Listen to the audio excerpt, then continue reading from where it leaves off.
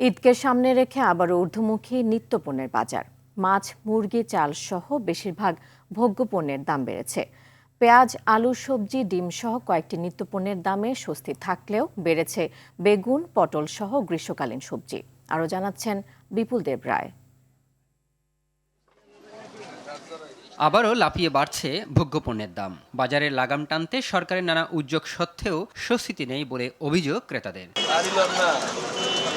এক সপ্তাহের ব্যবধানে মুরগির দাম কেজিতে বেড়েছে 20 থেকে 30 টাকা। 750 টাকার গরুর মাংসের দাম উঠেছে 780 টাকায়। খাসির মাংস বিক্রি হচ্ছে 1250 টাকায়। মাছের বাজারও আগুন। প্রকার ভেদে প্রতি কেজির দাম বেড়েছে 40 টাকা পর্যন্ত। পাঙ্গাসে 30 টাকা বাড়ছে, 10-20 টাকা সাধারণ মানুষ যেটা খাওয়ার।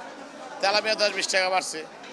তারপরে আমরা রুই মাছে বাড়ছে 20-30-50 টাকা কেজিতে। বলার তেমনটা বাড়ে না, বাট 10 টাকা 15 মতো বাড়ছে। আর সোনার দামটা 40-50 টাকা ডিফারেন্স।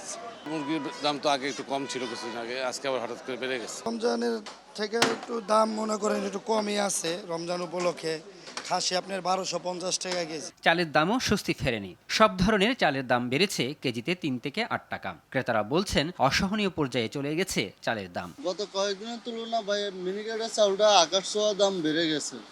যে মিনিকেট বিক্রি করছে 78-80, সেই মিনিকেট একটানা চলে গেছে 86 টাকা চলে গেছে। আর আমরা কখনো দেখিনি রমজান মাস হলে চালের দাম এমনি কম থাকে, কিন্তু এবারটা একদম ভিন্ন।